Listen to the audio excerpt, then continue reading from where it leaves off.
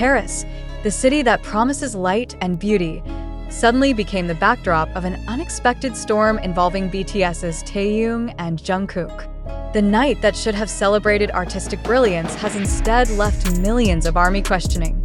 What happened behind the scenes? Why did Jungkook's emotions spiral out of control following Taehyung's appearance? On that fateful evening, Taehyung attended an exclusive fashion event hosted by one of Europe's most prestigious maisons. As cameras flashed and the global press fixated on his flawless presence, there was no hint of what was about to unfold. Hours later, however, paparazzi lenses captured a very different image. Taehyung, draped in a black hoodie, head lowered, walking into his Paris hotel in silence. His face, usually radiating warmth and charm, appeared blank, his posture heavy with what seemed like invisible weight. But the moment didn't end there. Mere hours after the footage went viral, Jungkook's response became the center of global attention. During what fans initially believed would be a casual live broadcast, Jungkook's demeanor shifted the instant Taehyung's name came up. His eyes glistened, his jaw tightened, and his voice quivered as he spoke through gritted teeth. "You think you know everything? You don't know what he's been through." This raw and unexpected outburst shook fans to their core. Jungkook, known for his calm and composed nature, was now a man visibly battling a surge of emotions he could no longer contain. Was this simply a moment of frustration, or was it the eruption of pain buried too long beneath the surface? Sources close to the event whispered of an uncomfortable truth.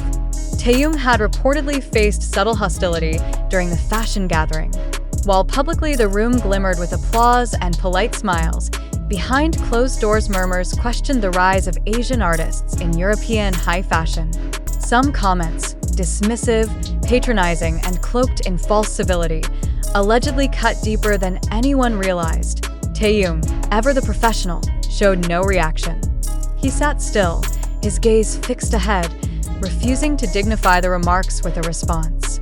Yet for those who know him well, the paling of his face and the slump of his shoulders told a story louder than words. After the event, he declined interviews, turned down dinner invitations, and retreated quietly to his hotel.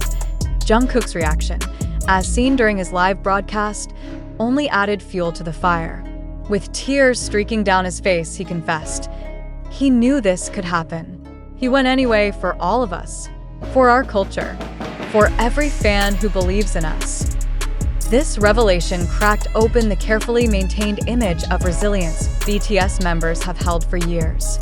Fans began piecing together clues, wondering if Taehyung had silently endured such treatment more than once. Within 24 hours, global headlines erupted. Taehyung faces discrimination in Paris. Jungkook breaks silence. BTS members battle hidden industry bias. Celebrities, designers, and influencers from across Asia and beyond began to speak out. Many decried the undercurrents of discrimination still lingering in the luxury fashion world, while others praised Jungkook for his bravery in standing up for Taehyung. Yet in the eye of this media storm, questions remain unanswered. Where is Taehyung now? Why hasn't he addressed the situation publicly? And how is Jungkook coping after such a highly emotional display? Insiders suggest that Taehyung, surrounded by trusted staff, is recuperating quietly in Paris under heightened security. Meanwhile, rumors swirl that Jungkook is preparing to fly out to be by his side, a move that, if true, speaks volumes about their unbreakable bond. For many, this incident has exposed more than just a single night of pain. It has highlighted the deep-seated challenges Asian artists still face on global stages, no matter their fame or achievements. It is a bitter reminder that success does not always shield one from prejudice. The world now watches, waiting. Will the fashion house involved issue a formal apology? Will BTS's agency take a public stand? Or will the outrage that has consumed social media fade into silence, as so many such controversies have before? One thing is undeniable. Jungkook's eruption was not born of weakness, but of strength. The strength to call out injustice, even at great personal risk. His voice echoed the anger, love, and protectiveness of millions. AS Army mobilizes petitions and floods social platforms with demands for accountability. It's clear they will not allow this moment to be dismissed. Yet the lingering fear remains. Will this spark real change, or will the world move on, leaving scars that may never heal? The night in Paris was more than a fashion show. It was a turning point, not just for Taehyung and Jungkook, but for an entire generation fighting to be seen, respected, and celebrated without conditions. And as this story continues to unravel, one haunting question refuses to fade. What really happened behind the closed doors of Paris's glittering halls, and how much more has been left unsaid? The events surrounding Taehyung's appearance in Paris and Jungkook's subsequent emotional reaction have ignited a global firestorm of speculation, outrage, and debate. But beneath the surface of viral videos, trending hashtags, and emotional fan responses, a deeper and far more unsettling question emerges. Are we witnessing a genuine moment of pain and injustice, or are we being swept into a narrative designed to provoke and manipulate? The images of Taehyung entering his hotel, head bowed under a black hoodie, seemed to carry an unspoken heaviness. The silence in that frame was deafening. Yet, should a single moment, captured through the lens of paparazzi eager for the next big headline, form the basis of such sweeping assumptions? Could it be that what many interpreted as emotional devastation was, in fact, nothing more than exhaustion after a grueling day in the global fashion spotlight? And then there is Jungkook's broadcast. His sharp tone, teary eyes, and emotional outburst were instantly hailed by fans as an act of brotherly defense, a powerful indictment of the discrimination allegedly faced by Taehyung. But we must ask, was that clip presented in its full, unaltered context?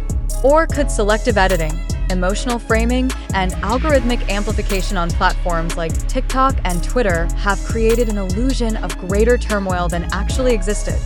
It is critical to recognize that the information fueling this controversy has largely originated from sources notorious for sensationalism.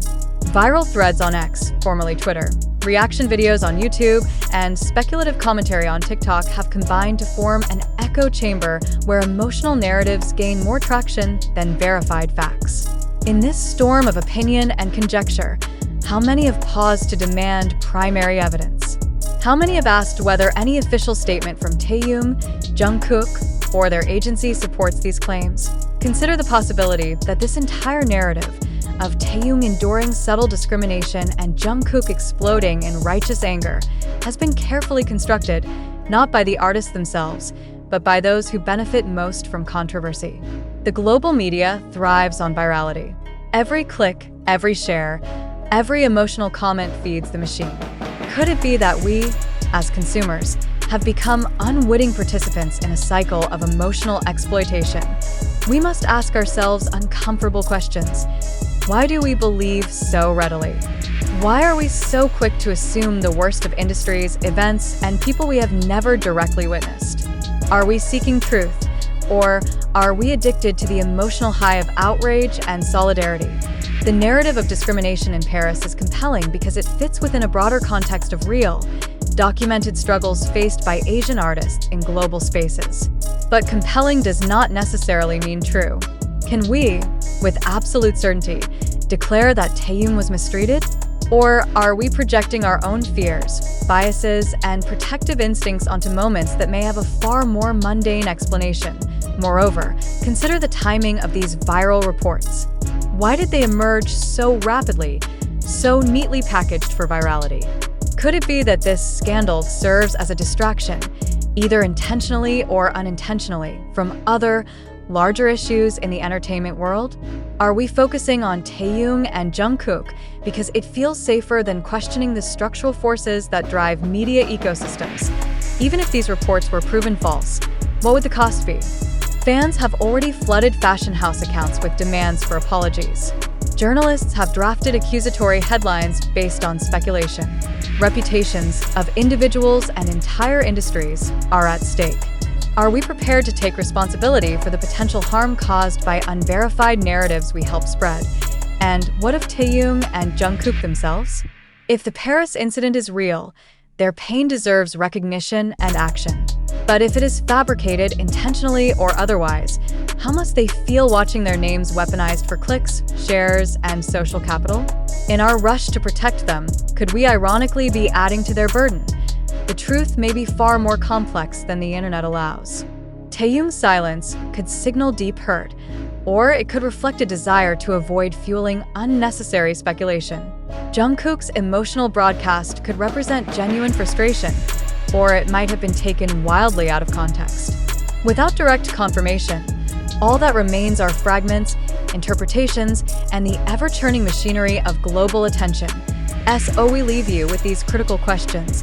Are you certain the Paris incident occurred as it has been described? Or are you relying on emotionally charged narratives shaped by algorithms and influencers? How do you differentiate between truth and manipulation in an age where video clips and translated quotes are often stripped of nuance? If this story were revealed tomorrow to be false, what would it say about the way we consume and amplify information? And most importantly, how many other truths have we believed simply because they felt emotionally satisfying?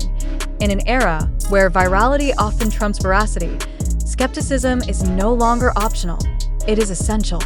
The line between fact and fiction is thinner than ever. And unless we demand higher standards of evidence, we risk allowing the loudest voices, not the truest ones, to shape our understanding of the world. The Paris incident, whether true or false, has already left its mark. It has exposed the deep emotional connection fans feel for their idols, the power of digital platforms to magnify narratives, and the fragility of truth in a hyper-connected world. But now, it is time to pause, to question, to reflect. Are you willing to believe every viral headline, every whispered rumor, every carefully framed video?